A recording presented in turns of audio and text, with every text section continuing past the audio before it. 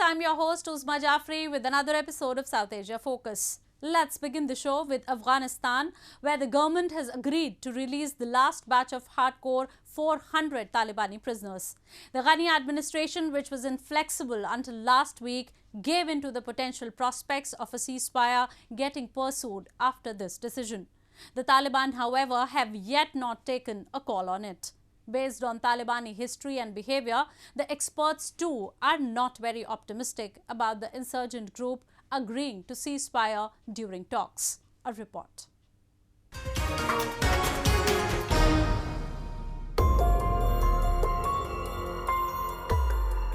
Ashraf Ghani and his team, which oppose the release of 400 hardcore Talibani prisoners, have given up on their stand in the larger interest of war-torn Afghanistan. They have agreed to the advice of Loya Jirga, the Grand Afghan Assembly, which advised the administration to release these prisoners under strict conditions, including monitoring post-release.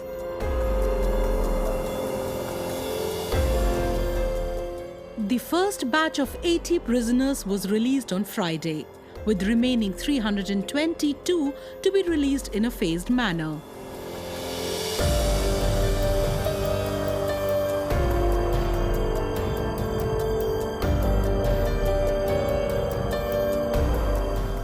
With this, the Afghan government will fulfill its pledge to release 5,000 Taliban prisoners.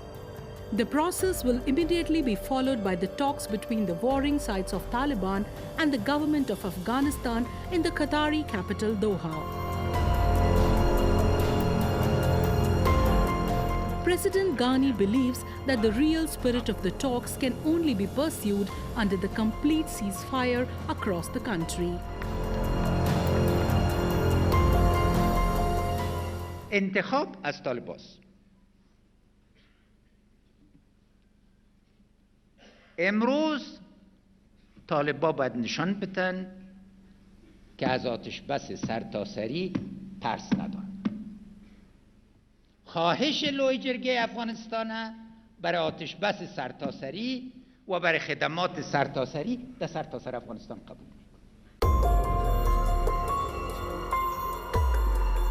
The Taliban haven't responded, and many believe that they are not likely to stick to the proposition. Under a deal signed by the Taliban and the US in February, the intra-Afghan talks were slated to start in March, but were delayed amid political infighting in Kabul and as a contentious prisoner swap dragged on. The deal stipulated that Kabul would free about 5,000 Taliban prisoners in return for 1,000 Afghan security personnel held captive by the Taliban. Former chief executive and an ally in government, Abdullah, who has had confrontations with Ghani team over the appointment of minister, call it an unprecedented moment. فیصله قطعنامه لوی جرگه تاریخی، لوی جرگه مشورتی، آخرین بهانه ها را از سر راه شروع مذاکرات بین الافغانی رفع کرد و ما شما انشاءالله در آستانه شروع مذاکره قرار داریم. تمام نظریات شما مورد احترام همه ما و انشاءالله تا جایی که ممکن باشه تعهد جمهوری اسلامی افغانستان به عملی کردنش است. The Donald Trump administration, which will go to polls this year, is hoping to end on a high foreign policy note. If a sustainable deal is hammered out of intra-Afghan peace negotiations, then the US might order a complete withdrawal of its troops from Afghanistan.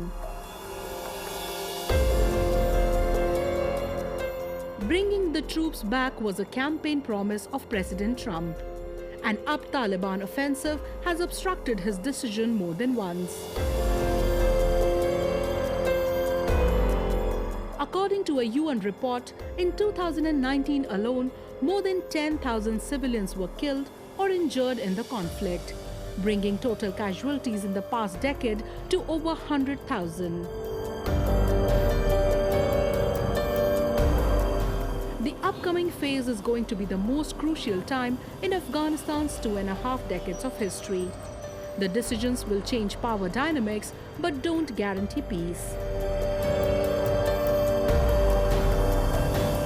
Although Taliban has hinted at supporting women participation in public discourse and abolishing the draconian laws against the gender on returning to the main course, the group has failed to build any credibility among Kabul or Washington administration, or more importantly, the people of Afghanistan.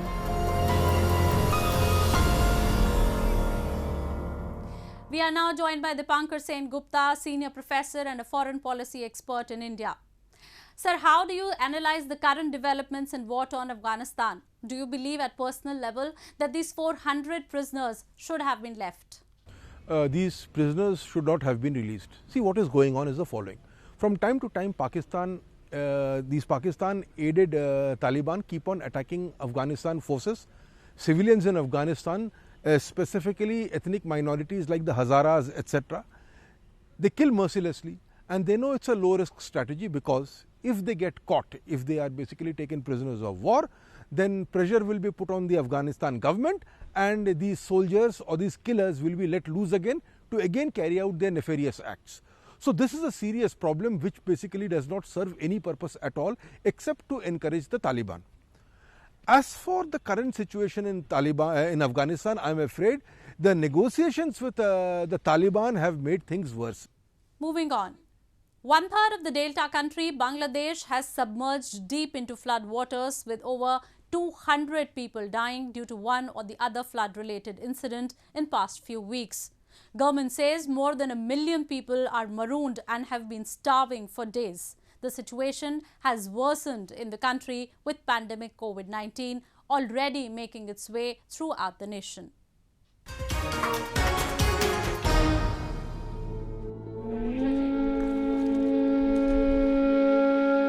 Srinagar village in Murshidabad district is deluged.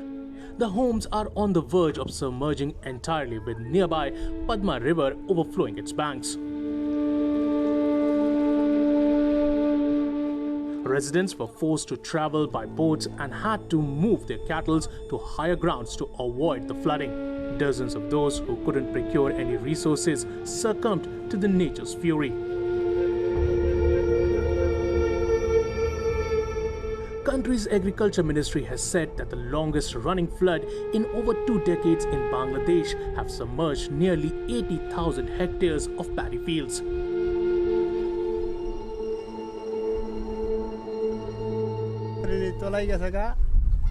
তারপরে চকিমুকি এক চকির উপরে আরো চকি দিয়ে রইছি তারপর কারবাসের নগে বাঁশ বাইন্দা পাটাতন করে হাসে রইছি তারপর ধান চাইল বাদাম সব উপর নিয়ে গেছি উপর নিয়ে গরু বাছুর উপর রাখছি এখন তুরি উপর The heaviest rain in years began last month and are part of subcontinent's summer monsoon from June to September. The last floods, which did a similar damage, were in 1988 when the devastation had killed nearly 500 people and left 25 million people homeless.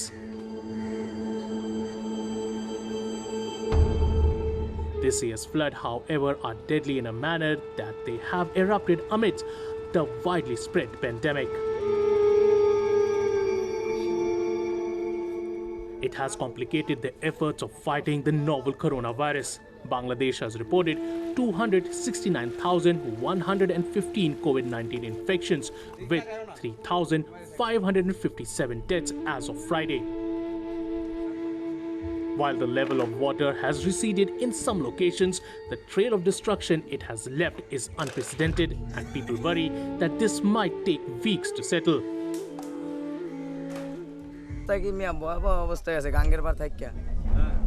পানি এত দূর হয়েছে বাড়ি ঘর ভাঙ্গা একবার হয়ে গেছে গা গলা পর্যন্ত বাড়ি ঘর পুরো ভাঙ্গা আছে গা ভাঙ্গা হয়ে যে ওপার গেছে গা বাড়ি ঘর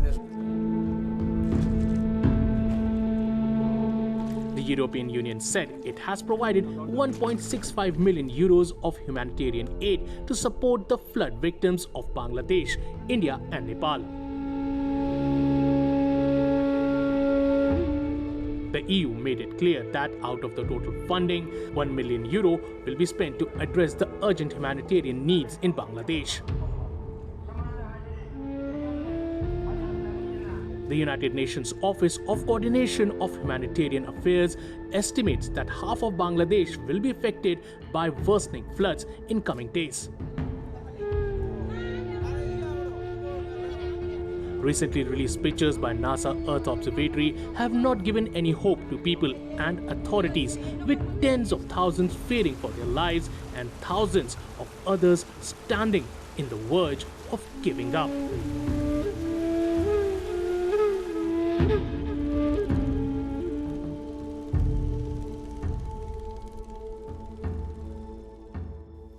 Pakistan establishment, which functions largely under the influence of army generals, has been oppressing ethnicities it identifies alien to itself. Balochs, Pashtuns, Kashmiris are regularly subjected to state-sponsored violence. Sindhis, who have made major contributions to the growth and history of Pakistan, are being systematically eliminated. Abduct and kill policy has become normal, with anybody daring to speak against authorities meeting his fate.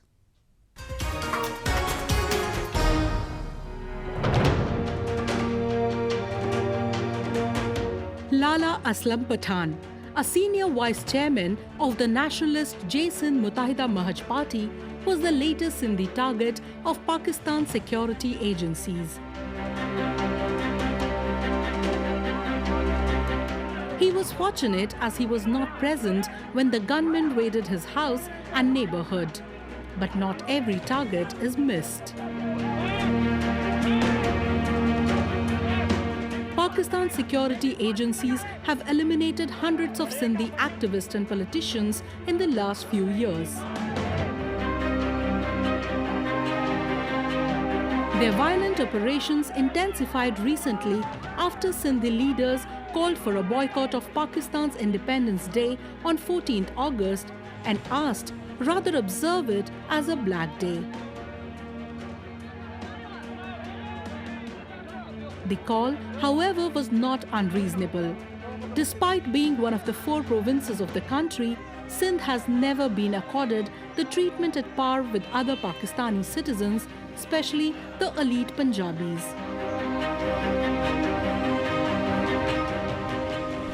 दर्जनों लोग उठाए जाते हैं।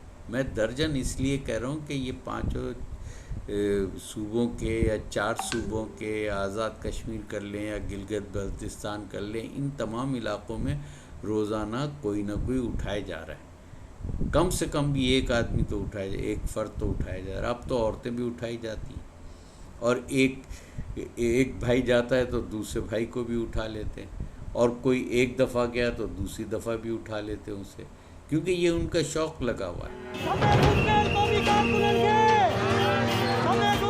Massive protests have erupted lately in the region, demanding Pakistan to abandon its brutal policy of killing people who oppose the establishment.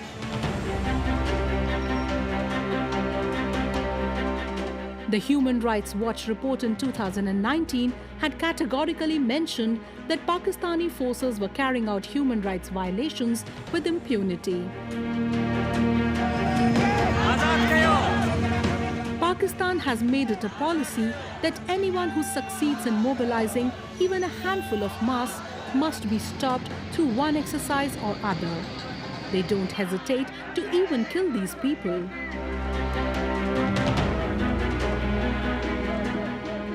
Pakistan के फौजी गुंडे, वो लोग जिन्होंने 1947 से सिंध ज़मीन को लूटा है, यहाँ पे आके यहीं की माँ बोली, यहीं की मादरी ज़बान सिंधी पे पाबंदी लगाई है।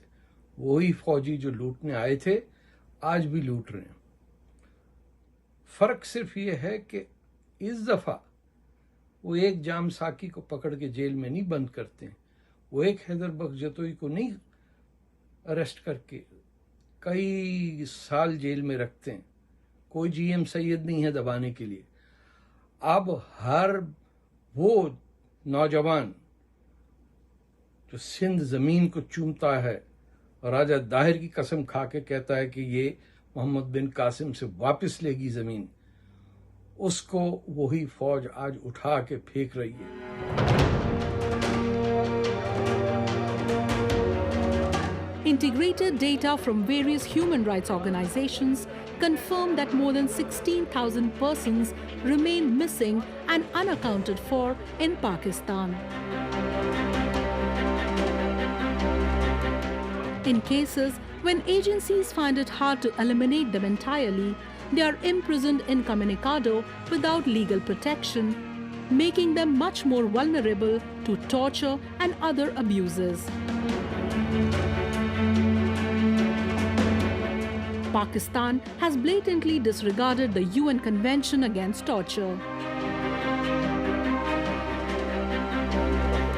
Suppression of religion is frequent in Sindh through the intensification of state violence using Islamic militancy against non-Muslim and Muslim non-Sunni sects have been especially alarming. In a systematic design, as many as 20,000 new madrasas have been opened in Sindh in last few years, which focus teaching bigotry towards non-Muslim beliefs.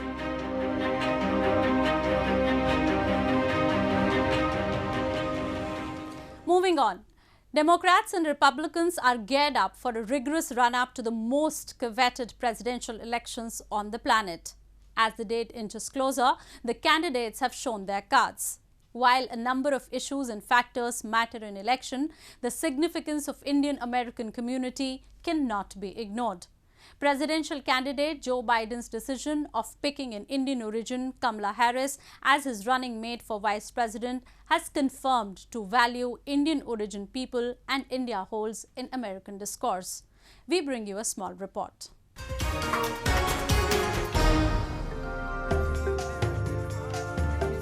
With a little less than 3 months to the presidential polls, Democrats and Republicans are gearing up for a fierce run-up. While the Trump administration has been relentless and unforgiving against the Chinese dispensation for its complicity in spreading the deadly coronavirus, the Democrats have intensified attack on 4 years of Trump tenure and his handling of major issues. The next US presidential term holds a significant value to New Delhi as well, as it is one of the leading strategic, trade and diplomatic partners of Washington with few major deals in pipeline. While the US administration too has testified on several occasions about the importance of the bilateral relationships with India, the Indian Americans too are considered a decisive factor in US elections. Presidential candidate Joe Biden's decision of picking an Indian origin Kamala Harris as his running mate for vice president has confirmed to the growing American interest towards India. News that has sent thrills among the Indians. Being an Indian, I'm feeling very proud that she's from Indian origin, and as far as my knowledge goes, she's been creating history from the very beginning. She was the first Attorney General, and then now that she's been nominated, and my best wishes are with her.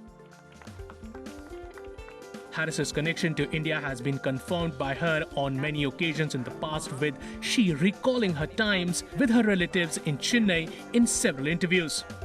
Her family is happy and they are proud of her. So I feel happy, our family feels happy, okay? And I feel happy that my sister Shamla, her mother, would have been very happy and proud of her daughter. So it's a historic day in a number of ways for the Indian community, for the first time getting to a high political position. With the United States' free-falling relationship with Russia and building animosity with China, it is left with India as the biggest influencer and trustworthy ally in the region. Pakistan has already betrayed it on more than one occasion. Maritime security has become an area of long-term geopolitical convergence between India and the US, encapsulated by the Indo-Pacific concept. The US has renamed its Pacific Command as the Indo-Pacific Command. The trade between the two is set to witness an unprecedented rise with trade deal round the corner. The two sides are also among the frontrunners in developing a vaccine. India is a dynamic country and every Indian celebrates many festivals wholeheartedly throughout the year. Janmashtami or Gokulashtami is the annual celebration of birth anniversary of Hindu Lord Krishna. Though the festival is observed with full enthusiasm across the country every year. But this year, due to the coronavirus pandemic, temples followed strict social distancing norms and devotees celebrated inside their homes. Let's have a look.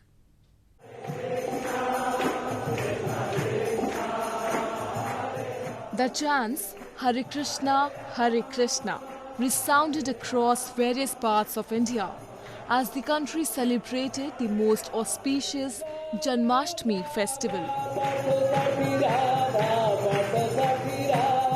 marking the birth of Lord Krishna, who is also believed to the 8th incarnation of Lord Vishnu.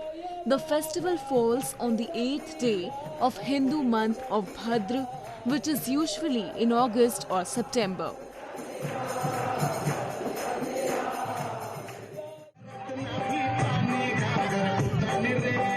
Every year, the festival is celebrated with huge grandeur all over the country, while at few places it is commemorated by organizing Dahi Handi, in which people make human pyramids and try to break a pot of curd at the top. In others, it is celebrated by setting up a stage where an idol of Lord Krishna is enshrined in a decorated swing. However, this year, due to the pandemic, the festival remained a low-key affair as very few people flocked the temples, adhering to the social distancing norms.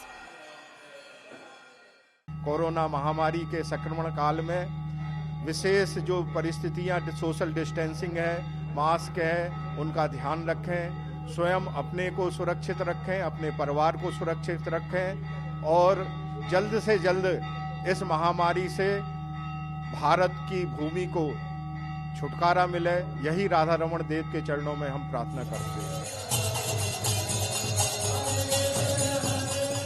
In Vadodara city of Gujarat, priests performed prayers and offered milk to the deity's statue during a special ritual ceremony.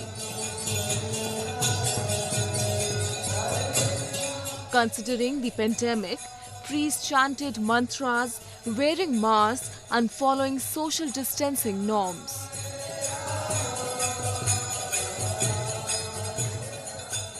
Many across the world say that Hinduism is synonymous to festival, with one or the other festival being celebrated every other week.